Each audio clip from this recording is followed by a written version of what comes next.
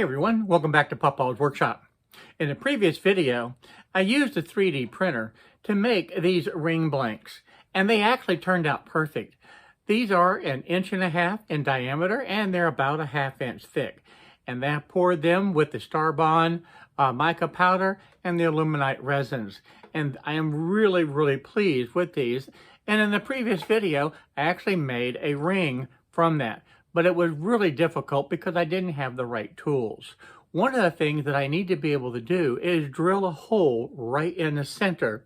And that hole was difficult to be able to do with the tools that I had. Well, if you can't buy the tools, you make it. And that's exactly what I did today.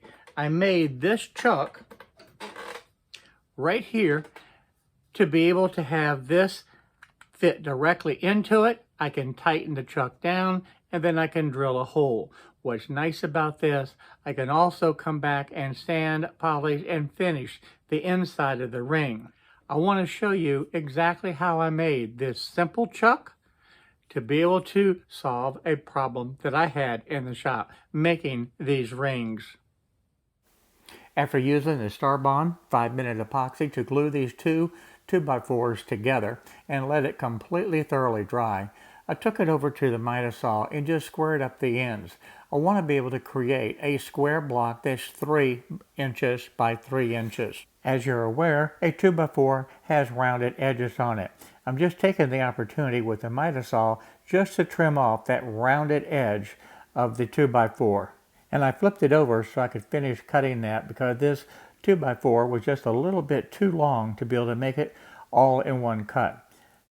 At the table saw, I set the fence to 3 inches, and then I could trim off the other end of the 2x4s to be able to get rid of that rounded little edge there, and that would give me my block that's actually 3 inches by 3 inches square. Now I'm cutting this with several passes, slowly raising the blade to be able to make each cut. That's the safest way to do it. Once I've cut over halfway, flip it over, you can cut the other half, and that way your fingers are safely out of the way, and that's a safe way to be able to cut this. The next step is simply using a straight edge and mark the center of my 3 inch by 3 inch block. The diagonal measurements are the easiest way to be able to do that. I mounted this 3 inch block onto the lathe using my centers, and it's now time to make this round. I'm using a gouge to be able to do this, and it takes just a matter of about 5 minutes to be able to have this perfectly round cylinder. Well, that didn't take long at all.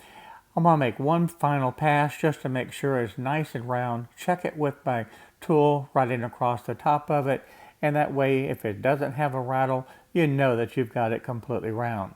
So that's done. Next, I want to be able to put a tenon onto the end of this so that I can mount this into the chuck.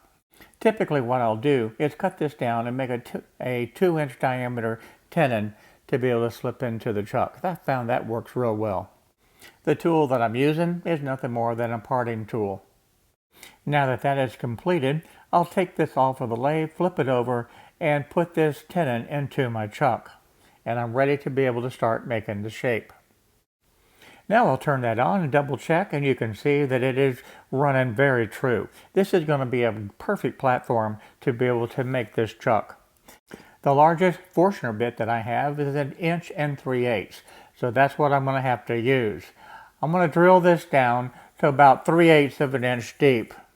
Now remember, the blank itself that I'm using to make the rings are about 1/2 inch. So by making this just a little bit more than halfway on the thickness, it makes it where it has good clamping surface, and it'll still allow me to be able to work, to be able to sand, polish, and finish the inside of the ring.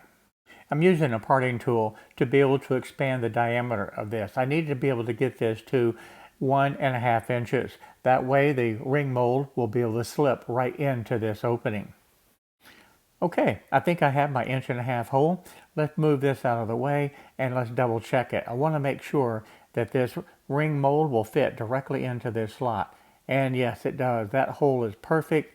That will hold. Now it's time to shape the rest of the outside. As far as shaping the outside, I wanted this flat section right here so that the hose clamp would fit into this chuck and be able to tighten down where it's completely flat surface. On each side of it, I do have it raised up higher, so that does give a little bit of a safety margin to be able to keep the hands and fingers out of the way. Keep in mind, I'm going to be working on the end of this chuck. I'm not going to be working over it. In addition to that, I'm going to take the SS portion of this hose clamp and cut it off. Now this is not a piece of furniture, but I do want to be able to do some light sanding. So I'm starting off with 100, I moved up to 220. That is plenty. Again, it doesn't need to be perfectly smooth, but I do want to have the rough edges gone. So far, all we have is a block of wood. It's time to turn this block of wood into a chuck. To do that, I'm taking a 3/4 inch drill bit. I'm going to drill down as deep as I can. That's going to be roughly about 3.5 inches. I'm not really trying to measure to get an exact distance. This pencil line represents the depth that I was able to drill that 3/4 inch hole. Now I took this over to the bandsaw and I cut 2 slots into this to be able to have it where I can now sand all the way through and clean up these edges. Now this was easily done at the bandsaw to be able to cut this slot. I rotated it and had the other slot. And this is all that you need. This will allow this chuck to be able to flex and move so that when you put the hose clamp on it, it tightens it down just enough to be able to securely hold that ring blank. One last step that needs to be done. At the end of that cut line, it has a tendency perhaps to split over time. To be able to prevent that, you drill a hole right at the end. Now I did not measure the drill bit. I just grabbed one, and this is probably about 1/8 of an inch or maybe a little bit larger than an 1/8 inch drill bit to be able to drill that hole. But that should help prevent this wood from splitting over time. To be able to do it, I do take an awl and just mark that, and that way the drill will not be wandering around. It'll have a reference point to be able to allow me to drill right through the end of that material. And I'm going to do this on all 4 of those cuts. Once that's done, the chuck in essence is done. So the only thing that's left is to test it out. So I've got the hose clamp mounted. I've got it snugged up just a little bit. Take the slack out of it. I take the ring blank, pop it into the end, and that fits in there just perfectly. And now tighten up the hose clamp, and that will put the pressure onto the ring itself to be able to hold it firmly in place. It doesn't get any better than that. And this was a very simple chuck to be able to design and build. It's also very easy to be able to take the ring blank and to be able to flip it over and work on both sides of it and just simply tighten back the hose clamp. But let's see if it works. It's time to test it. Let's see if this is going to actually work. I have the ring blank securely being held by the chuck, and now it's time to just take this Forstner bit and we'll just slowly drill through the resin on this mold to be able to create that perfect hole in the dead center. There's no reason to be able to rush this. I want to drill this slowly so that I do not get the resin too hot, and the same thing for the mold itself. I don't want this mold to get too hot as I drill through this, so you can take your time. But I think you can see that this is working extremely well. The chuck itself is holding this ring blank perfectly steady and is creating a perfect hole. This is what I had envisioned when I set out to design the chuck, because this is going to make making the rings so much easier. Because once this hole is drilled, then I can literally take and sand and polish and finish the inside of the ring. With the hole drilled now in the ring blank, let's take a look at it. We can pop this out. We can look at the back side. Guys, it doesn't get much better than that. That is absolutely perfect. I think this project, making this chuck today for the ring molds, is absolutely a winner and 100% success. It was super easy to be able to do. It didn't take long to be able to turn this, and the good thing about it is I'll be able to have this for years to come to be able to make many different rings.